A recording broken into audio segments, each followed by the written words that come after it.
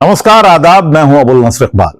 दोस्तों, lateral entry को लेकर राजनीतिक बवाल मचा हुआ है। लगातार बयान आ रहे हैं और देखा यह जा रहा है कि एनडीए तक में इस मामले को लेकर काफी फूट नजर आ रही है। अलग अलग बयान आ रहे हैं। चिराग पासवान अलग कह रहे हैं, जेडीयू भी इस मामले को लेकर अपना रुख क्लियर कर चुकी है कि सरकारी पदों पर आरक्षण होना चाहिए। अब लेटरल एंट्री क्या है, मैं संक्षेप में जरा आपको बता दूं, उसके बाद फिर आगे बात करूंगा कि किस तरह के सियासी बयान देखने को मिल रहे हैं और आखिर इतना बवाल इसको लेकर क्यों है।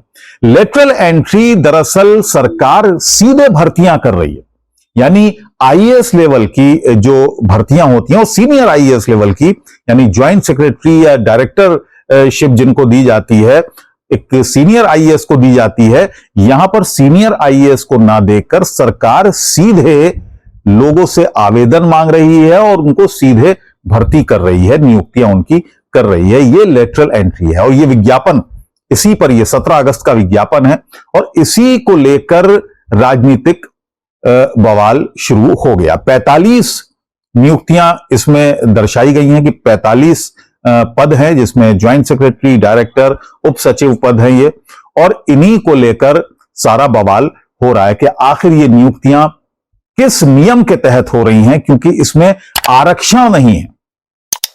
हालांकि हो ये यूपीएससी के थ्रू ही रही हैं, लेकिन इसमें कोई आरक्षण नहीं है। सरकार का अपना बचाव है, सरकार की अपनी दलीलें हैं। वो कह रही है कि साहब, अलग अलग विभागों की जो कार्य कुशलता है उसके मद्देनजर हम ये नियुक्तियां कर रहे हैं, ताकि बेहतर तरीके से, सुचारू रूप से उस डिपार्टमेंट में कुछ माहिरीन को लेकर उसको चलाया जा सके। यानी आप जरा अंदाजा लगाइएगा कि जिस पद को लेने के लिए एक आईएएस बनता है, यानी उसको 3 एग्जाम पास करने होते हैं, प्रीलिम्स पास करता है, उसके बाद फिर वो मेंस पास करता है, फिर उसका इंटरव्यू होता है, तब जाकर वो एक आईएएस या आईपीएस बनता है या आईआरएस या भारतीय वन सेवा में जाता है।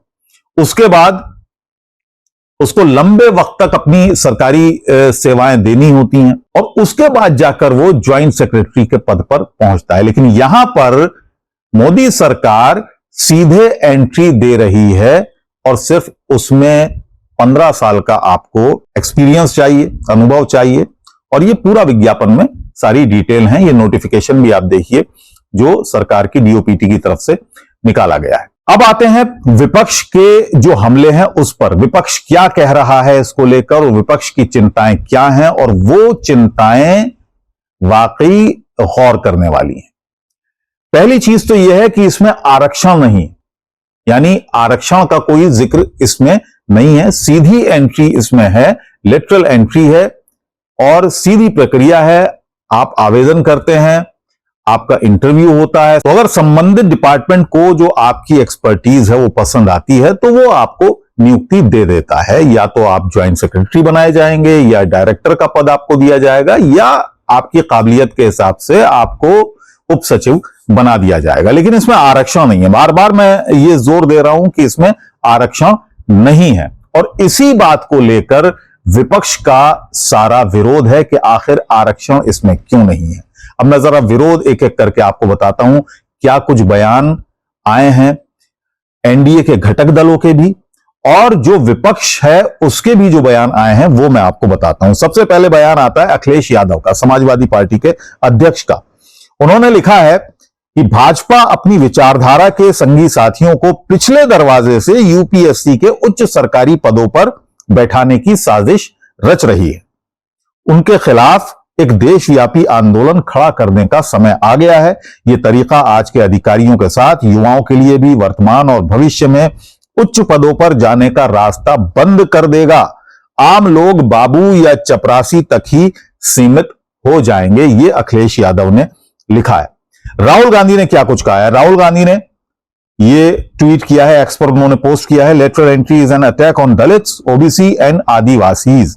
BJP's distorted version of Ram Rajya seeks to destroy the constitution and snatch reservations from बहुजन, यानी बहुजनों से, आदिवासियों से, ओबीसी से, एससी से आरक्षण छीनने का ये एक टूल है भारतीय जनता पार्टी की सरकार का।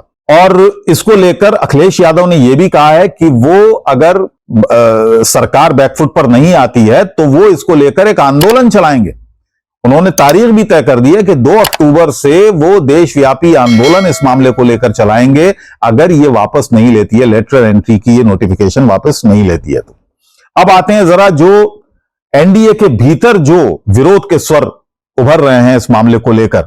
सबसे पहला नाम आता है चिराग पासवान का। उन्होंने कहा है कि सरकारी भर्तियों में आरक्षण का रहना बहुत जरूरी है और ये इस मामले को उठाएंगे, प्रधानमंत्री से भी इस मामले में बात करेंगे। जेडीयू का भी रुख आया है कि सरकारी एंट्री, सरकारी जो नियुक्तियां होती हैं उसमें आरक्षण होना चाहिए। अब सरकार इस पूरे मामले में फंस चुकी है क्योंकि जो बीजेपी के और आरएसएस के नेताओं का रुख आरक्षण को लेकर रहा है वो जगजाहिर है।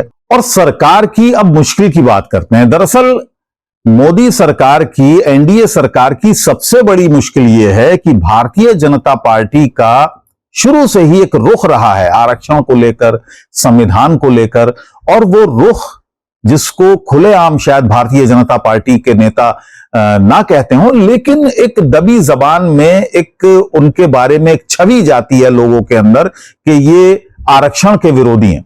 क्योंकि कई बार ऐसी बात सामने आ चुकी है, चाहे वो मोहन भागवत का 2015 का बयान हो जिसमें उन्होंने संविधान समीक्षा की बात की थी, या मनमोहन वैद्य बड़े आरएसएस के नेता हैं, उन्होंने तो खुलेआम कहा था कि ये आरक्षण नहीं होना चाहिए।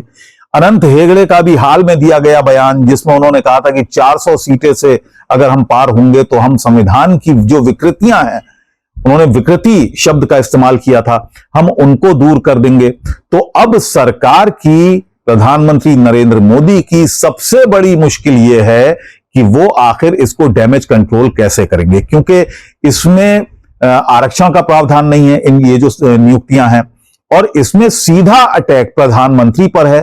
प्रधानमंत्री जो कहते हैं कि संविधान को वो बार बार इस चुनाव के बाद खासतौर से उनके रुख को देखा गया है कि वो आरक्षण और संविधान को लेकर बड़ा सचेत रहते हैं, कहीं पर ये इंप्रेशन नहीं जाने देते हैं कि वो आरक्षण के विरोध में हैं या संविधान में किसी तरह का वो फेरबदल करना चाहते हैं। हालांकि आपको याद होगा कि जब अटल बिहारी वाजपेयी की सरकार थी तो एक संविधान समीक्षा आयोग बना था, इस बात से कोई इनकार नहीं कर सकता है। संविधान समीक्षा आयोग का गठन किया गया था उस सरकार में अटल बिहारी वाजपेयी की। उसका काम यह था कि संविधान में जहां फेरबदल हो सकता हो उसकी समीक्षा की जाए। इस बात को भारतीय जनता पार्टी के नेता आखिर कैसे इनकार कर सकते हैं? या बहुत सारे ऐसे नेता हैं जो आरएसएस के हैं, भारतीय जनता पार्टी के हैं, जो खुले तौर पर आरक्षण का विरोध करते हैं, उन बयानों को कैसे आखिर प्रधानमंत्री रोकेंगे? तो ये डैमेज कंट्रोल करना भारतीय जनता पार्टी के लिए, इस सरकार के लिए काफी मुश्किल है। और जिस तरह से अटैकिंग पोजीशन में आए हैं, जिस तरह से जबानी हमले विपक्ष की तरफ से हो रहे हैं, उनको रोक पाना फिलहाल सरकार के बस की बात लग नहीं रही है। नमस्कार।